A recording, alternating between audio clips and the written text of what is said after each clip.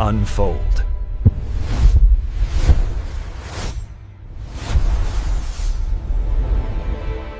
Welcome to the Deep Dive. Today, we're taking a granular, moment-by-moment look at what has to be one of the most compressed and chilling social experiments ever conducted in an American classroom.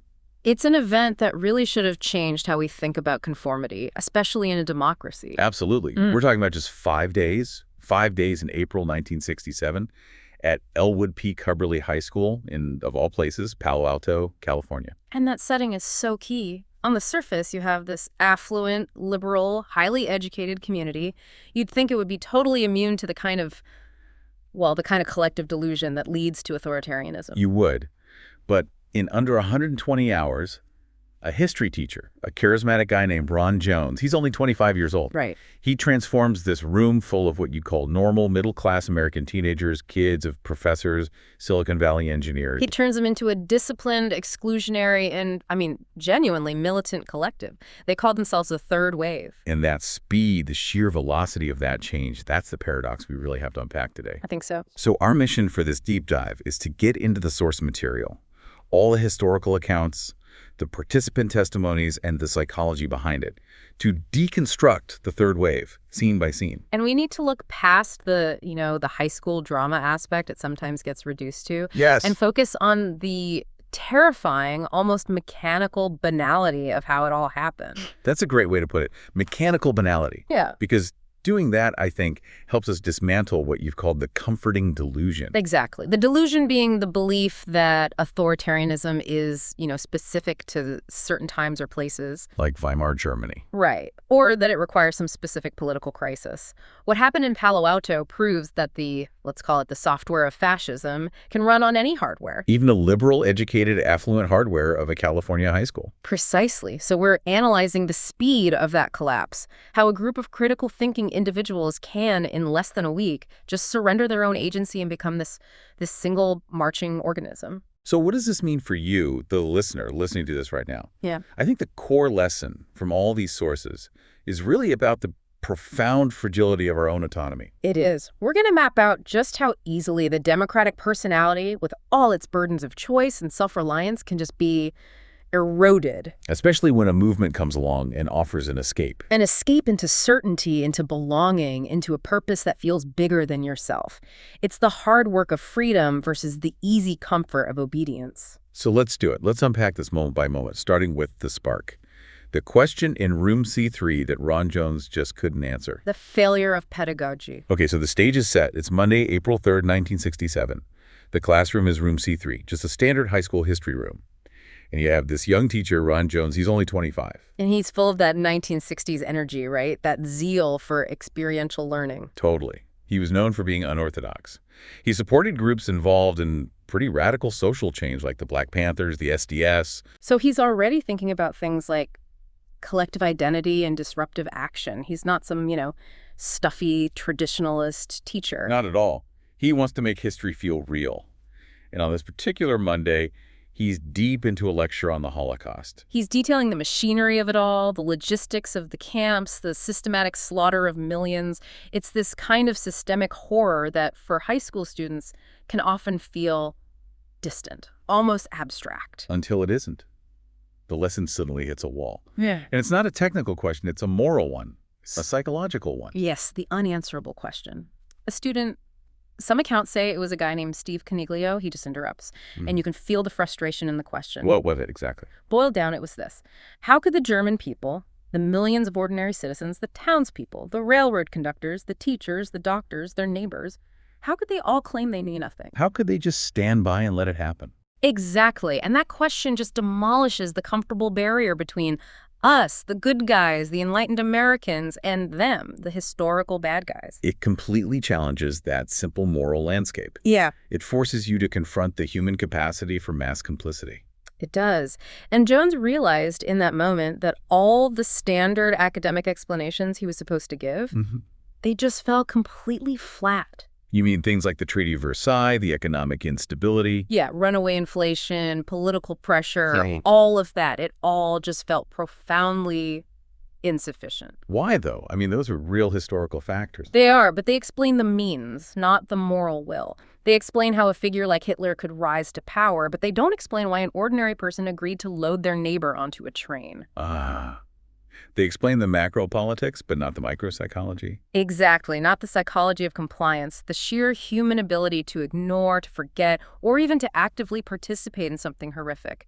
Jones knew his words had failed him. You can just imagine him standing there, the weight of that question hanging in the air, and realizing that facts and dates just weren't enough. Not for these comfortable, affluent kids. They couldn't feel the reality of it. They understood the mechanics, but not the feeling of what it was like to live inside that system. And that failure, that pedagogical gap, is the pivot. Jones, being this idealist, this radical educator, he decides he can't just tell them the answer. He has to make them experience it. He has to simulate it. And this is a really crucial point we have to stress, right? The sources are clear on this. He didn't walk in on Monday planning a week-long totalitarian takeover. Not at all. His initial plan was for a one-day lesson in discipline, just to give them a small taste of the psychological forces that made obedience so attractive in the 1930s. He saw it as an educational tool. He did. He had no idea he was about to unleash a social contagion. He started as an educator, trying to answer a moral question, not as a puppet master trying to start a movement. That decision to shift from telling to showing is what kicks the whole thing off. Okay, so before we get into day one, we have to spend a little more time on the setting, on Palo Alto in 1967, because it's so fundamental to why this worked. It really is. This is not a town on the brink of collapse. It's the opposite. It's affluent, it's modern, it's educated. Cubberley High was a model school. And these students are the children of the new economic elite. Their parents are laying the groundwork for the tech boom. And that very affluence, that comfort, created a specific kind of cultural vacuum of vulnerability. You have the Summer of Love happening just a short drive away in San Francisco. The radical counterculture. Right. But for these Palo Alto sophomores, their lives were incredibly rigid and structured. They were caught in this strange generational ennui. What do you mean by that, generational ennui? It's this profound sense of listlessness, of dislocation. They were stuck between two worlds. On one hand, you have the very conservative, achievement-driven values of their parents. Stability, wealth, get into a good college. The post-war dream. But on the other hand, they're seeing these chaotic, radical headlines every day.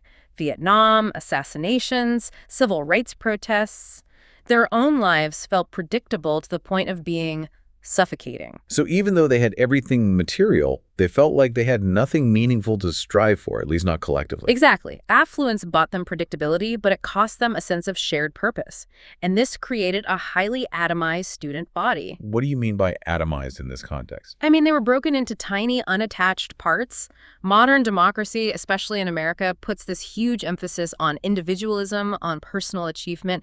But for these kids, it had just resulted in profound social isolation. The competition for grades was fierce, right? Getting into a top college was everything. It was the only mandate. And the sources describe this intense social stratification. You had the jocks, the intellectuals, the outcasts, and they all operated in these antagonistic little cliques. So there was no real sense of community. None. Jones himself later identified this as the key vulnerability. They weren't just bored, they were starving for connection, starving for a shared purpose that went beyond their own individual anxieties about getting into Stanford. And this is where the theoretical framework becomes so important. Yeah. You mentioned Erich Fromm's book, Escape from Freedom. Yes. Fromm's work just perfectly frames this vulnerability. How so? The idea that freedom itself can become a source of anxiety. Precisely. Fromm argued that while we celebrate modern freedom, the freedom to choose your job, your spouse, your politics, that very freedom puts an enormous psychological burden on you. Because you're responsible for the outcome of every choice. You're wholly responsible. And for an isolated teenager who's already dealing with intense academic pressure and social uncertainty, that burden can feel intolerable. It's the exhaustion of constant self-definition. Right. And the third wave, for all its sinister undertones, offered them a radical, instantaneous escape from that burden. It was a relief. It replaced the anxiety of individualism with the comfort of discipline. It replaced isolation with the warmth of community. So when the rules started on day one, the students, they weren't feeling oppressed. The sources say they actually felt relieved. That relief is the psychological lubricant for everything that follows.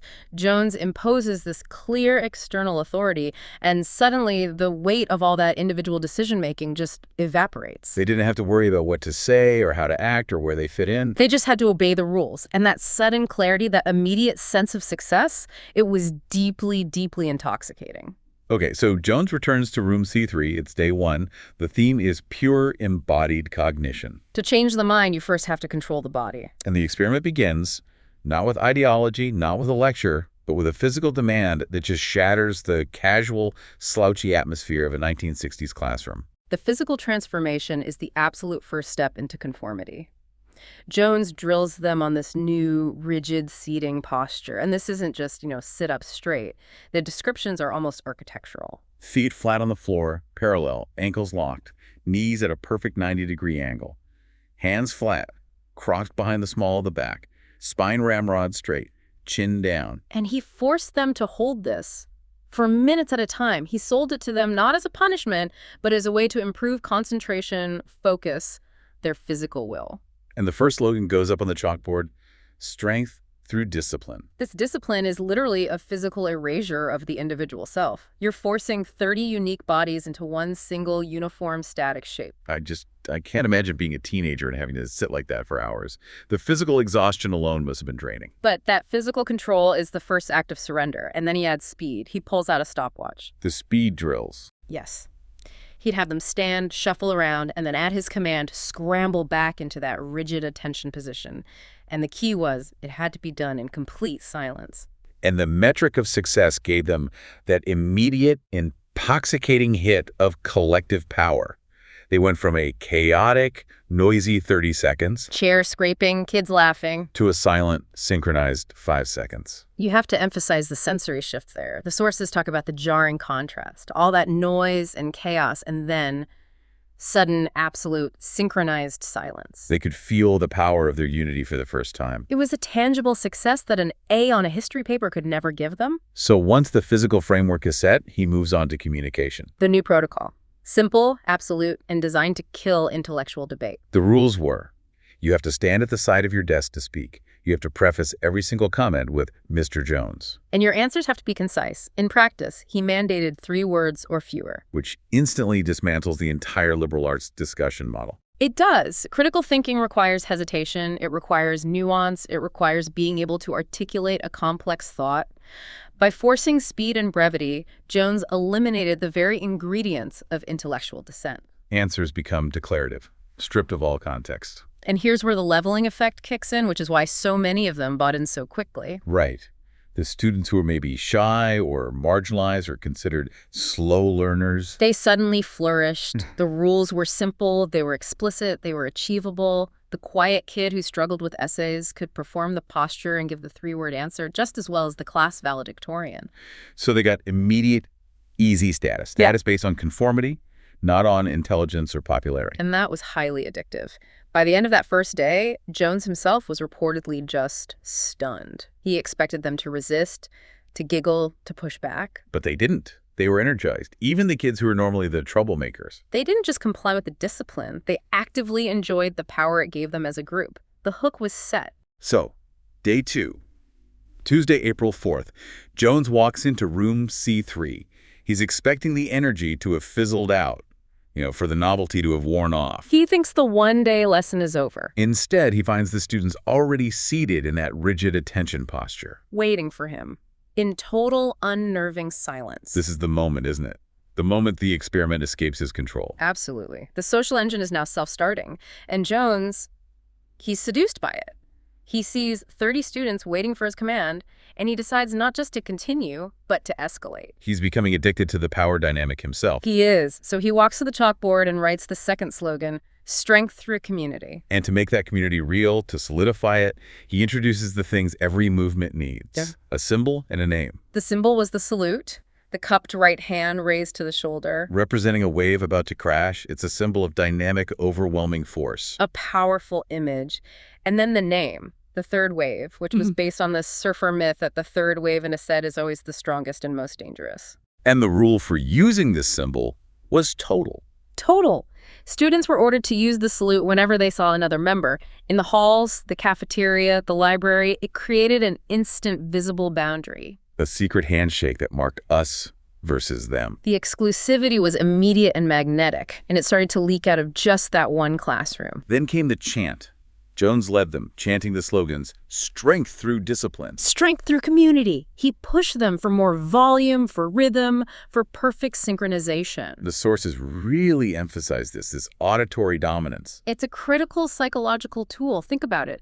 Those small, nagging, critical voices in your own head, the little doubts that allow for hesitation, they are literally drowned out. When you're chanting in unison with 50, 100, 200 other people, The collective voice just sonically reinforces the unity. It makes dissent physically and psychologically almost impossible to maintain.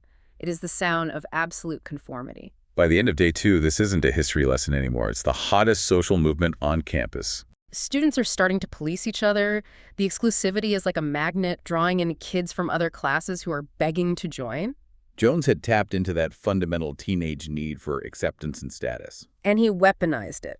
Students who had been invisible in the old high school hierarchy, the social outcasts, were suddenly part of an elite, recognized order. He offered them status based on belonging and obedience, not on talent or looks or money. It was a rapid, powerful cure for their social isolation. Okay, so we're at Wednesday, April 5th, day 3. And this is the inflection point where the simulation spirals into a genuine, highly controlled psychological environment. The theme for this day is really the terror of the peer, the rise of a police state mentality. And the expansion is just viral. Instantaneous, the class size just explodes. The original 30 swells to over 43, then it keeps growing. Eventually, over 200 kids from all over the school are ditching their regular classes to cram into Jones's sessions. That velocity just proves how primed they were for this kind of structure. It does. And Jones responds to this influx of people by introducing this terrifying new mechanism of control. The informant system. The Red X. He distributes these personalized membership cards to everyone, and then he tells the group that 3 of those cards have been secretly marked with a red X. And the holders of those cards were designated as the secret police, the Gestapo. Their job was to report any student who failed to salute, who broke posture, or who spoke critically against the third wave. What's so chilling about this, and what the sources really stress, is that it didn't matter how many cards were actually marked. He might have marked 3. He might have marked none at all. It didn't matter. This is the core mechanism of what's known as the panopticon effect. Can you break that down for us? What's the panopticon effect? So the panopticon was an architectural design for a prison where a guard could see every prisoner, but the prisoners could never know if they were being watched at any given moment. So because you might be watched, you act as if you're always being watched. You self-regulate. And that's infinitely more potent than actual surveillance. The threat of the Red X led to instant voluntary self-policing and even more dangerously aggressive peer reporting. A student recalled the paranoia. You never knew who was going to turn you in. Trust evaporated instantly. Friends started suspecting friends. The movement was no longer being enforced by the teacher at the front of the room, but by the internalized, terrified loyalty of the students themselves. And this pressurized environment immediately creates these pivotal archetypes, none more so than Robert, the true believer. Robert is the tragic heart of this whole story. He was a big kid, socially awkward, struggled in school. He was profoundly marginalized by the normal high school hierarchy. And the third wave gave him something he'd never had before: status and equality. He found dignity in servitude. He went up to Jones and asked to be his personal bodyguard. And Jones said yes. He did. And Robert followed him everywhere. He'd stand at attention outside the classroom door. He opened doors for Jones. He found this fierce, dedicated purpose. He was no longer Robert the outcast. He was Robert the loyalist, Robert the protector. His devotion was absolute because the group had given him everything. And at the same time, Jones secures his physical presence on campus. He co-ops a car club, the Tough Guys, and deputizes them as the executors. This is a huge step. This is where you merge that intellectual and emotional loyalty with actual physical force. Right. The executors got armbands, they got real authority, they became the bouncers, guarding the doors, intimidating non-members, ensuring compliance. This combination is what solidified the movement's terrifying hold on the school. But there had to be resistance. There was. A student named Sherry Tousley, described as bright and independent, she challenged Johns directly in class. She asked, "Why can't we just say what we think?" The last gasp of individual agency in that room. It was, and Jones's reaction was swift and decisive. Banishment. He exiled her to the library. Which removes the dissenting voice from the echo chamber. Exactly. Once she's gone, everyone else can continue their rigid conformity without having to defend it against logical criticism. But Sherry and a few others, the breakers, they tried to fight back. They made posters exposing the third wave as a manipulation. And this is the final chilling confirmation of peer control. Sherry puts up these posters in the hallways, and within hours, They're all torn down. all of them, not by Jones, not by the teachers, but by third wave loyalists, eager to prove their devotion. The resistance was silenced by the peer group itself. Which brings us to Thursday, day 4. The theme here becomes ideological totalitarianism, the big lie. And Jones is starting to get scared. He's seeing the physical intimidation, the informant system, the internal purges. He knows the experiment is spinning out of his control. You can't just stand up and say, okay, stop. No, the psychological momentum is way too great. A sudden stop could create chaos, maybe even violence. And it would fail to deliver the lesson. He needed a safe climax. He needed a justification for everything they had done. So he enters the classroom, which is now packed, maybe over 80 students. The door is locked, guarded by Robert and the executors. He starts speaking in this low, conspiratorial tone. Creating intimacy, exclusivity. And then he delivers the big lie. He announces that the third wave was never a classroom experiment at all. He claims it's a genuine, nationwide, government-sponsored youth program. A program designed to find students who are willing to fight for political change in America. And this fabrication just instantly validates all of their extreme behavior. It legitimizes everything. The rigid posture, excluding their friends, the spying, the obedience. If the U.S. government is behind it, it must be right. The stakes just went from a high school game to a moment of national historical importance. And he doubled down, didn't he? Yeah. She told him over 1,000 other high schools were participating. He did. And the reaction, according to the testimonies, was just electric. They weren't disappointed. They were ecstatic. Relieved. They believed they were the vanguard of a massive historical movement. The lie gave their actions moral weight and pride. And then came the final purge. Jones ordered the 3 most vocal dissenters to be escorted to the library and guarded, To prevent them from ruining the rally he planned for the next day. This final act of purging the non-believers just solidified the group's fanaticism. The rest of the period was spent in this feverish preparation. They were disciples awaiting their Messiah. Making banners, memorizing chants, cleaning the auditorium. The final slogan he added that day was "Strength through pride," which gave them this powerful, almost religious fervor for what they were about to do. So Friday, April 7th, the climax. Day 5 is all about radical cognitive dissonance, a profound public shame. The scene shifts to the auditorium, room H1. And there are over 200 students packed in, shoulder to shoulder. The doors are locked, guarded by the executors. The atmosphere is militant, reverent. And at the front of the stage, there's just this one small television set on a cart. It's the focal point of all their collective hope. Jones leads them in the full litany chant, the sound just shaking the room. Strength through discipline, strength through community, strength through action, strength through pride. At 12:05 p.m., the designated time, Jones signals for absolute silence. And you can just imagine it. 200 students holding their breath, eyes glued to that blank screen, waiting for their national leader to appear. Jones turns on the TV. And there's no leader, no candidate. The screen is just pure static, what the sources call snow. And it's emitting this high-pitched, metallic, white noise whine. And we have to emphasize how long this went on for. This wasn't a quick gag. Your sources describe minutes of excruciating, agonizing silence. Just that high-pitched whine. Their brains are scrambling to resolve the dissonance. Is this a technical glitch? Is this a test of our faith? They can't reconcile the powerful feeling of the last 4 days with the fact that absolutely nothing is happening. The white noise just fills the room. This is the sound of an empty ideology, the moment it hits the abyss of reality. Finally, the tension breaks. A single student shouts out, "There isn't any leader, is there?" Jones turns off the TV. The static dies. And the silence that follows is just deafening. It rings with shame. And then Jones delivers the terrible truth. Wow. He tells them, "You have been used, manipulated. There is no national movement. You are no better or worse than the German Nazis we have been studying." And this is where the lesson, in the most brutal way possible, is finally delivered. He switches on a projector. And he mirrors their own assembly by flashing images of the Nuremberg rallies, the massive crowds, the banners, the salutes. And then the contrast is delivered like a physical blow. The images switch to what he called the visual stench of the death camps.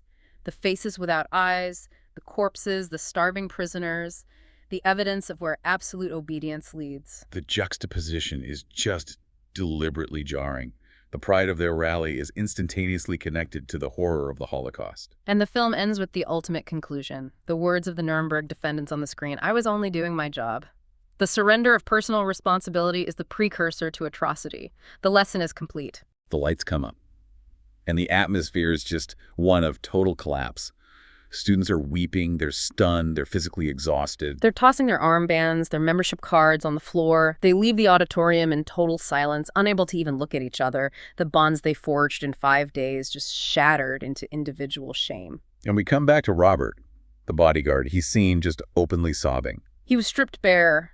The movement gave him everything: purpose, identity, dignity, and in that one moment, the lie was revealed, and he was left with nothing but the isolation he started with.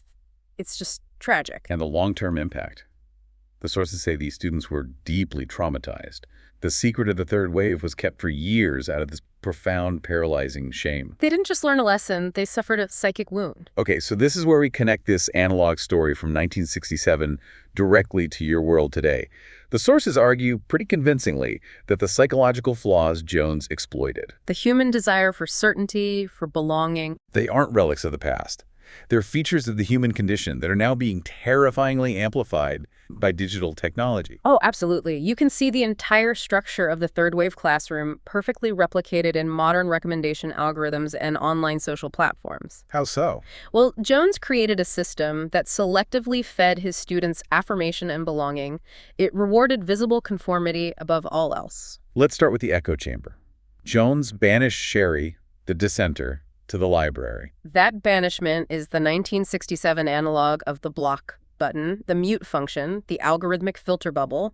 You remove the dissenting, complicated voice, and you create a safe space where only affirming views are heard. Which makes the ideology feel not just correct, but inevitable. Which is the basis of the big lie we saw on day 4. The parallel to the Red X system, that analog surveillance system that feels even more disturbing in the digital world. Because it's the blueprint for modern reporting systems. It gamified surveillance.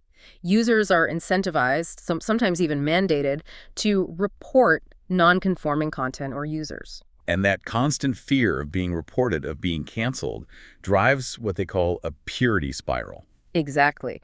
This voluntary policing, the need to prove your loyalty by outing your neighbor, is what makes online trust evaporate, just like it did in that classroom. The system rewards you for being the most rigid, the most denunciatory. And if we look at the action phase of day 3, the recruiting, the banner making. That's modern engagement metrics. So doing the work for the movement, posting, sharing, attacking a designated enemy, it feels like meaningful activism. Even if the underlying ideology is shallow or based on a complete fiction, the feeling of being busy, of doing the work of the collective, it validates the group's entire existence, regardless of its real-world impact, its performative belonging. The dynamic between the third wave loyalists and the breakers, Sherry's group, it really does anticipate the darker side of modern online discourse. Cancel culture, purity spirals, whatever you want to call it. The members didn't just disagree with Sherry, they wanted to erase her, to socially excommunicate her to prove their own ideological fitness. Competing to be the most rigid, the most extreme attacker of traitors. That performative morality is a hallmark of how online groups form and police themselves today. And finally, let's come back to Robert. The crisis of meaning he represented feels so central to modern radicalization.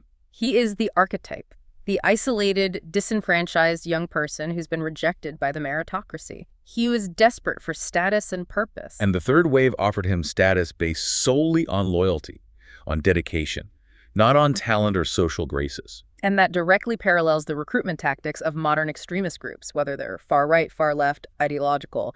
They specifically target isolated, lonely individuals. They promise them brotherhood, clarity, and status in exchange for absolute obedience. The desire for belonging is a fundamental human vulnerability, and authoritarian structures, whether they're physical or digital, exploit it with frightening efficiency. So we circle back to the core finding of all this. The third wave experiment proved, with startling clarity, that the software of fascism can run perfectly well on any hardware. It ran flawlessly on the liberal, educated, affluent structure of a 1967 California high school. It's the most chilling demonstration of the banality of evil transplanted right onto the American landscape. And the true horror isn't that those students were unique or somehow flawed. The horror is that they were ordinary. They were just teenagers, desperate for a purpose, and they found it in a lie because the truth, the hard work of individual freedom and critical thought, felt too isolating. They were shattered by the revelation. Not necessarily educated, but shattered. The education is for us. We're left with that image of the empty TV screen. That's static. And the profound silence after the white noise died. The silence of complicity exposed. It is. And that's the final thought we really want to leave you with today, building on the question Ron Jones finally posed to his students. If you had been there, standing in that packed, chanting auditorium, banners in hand, watching that static-filled screen, waiting for a leader who would never appear, what would you have done? What would you have chosen to break the silence?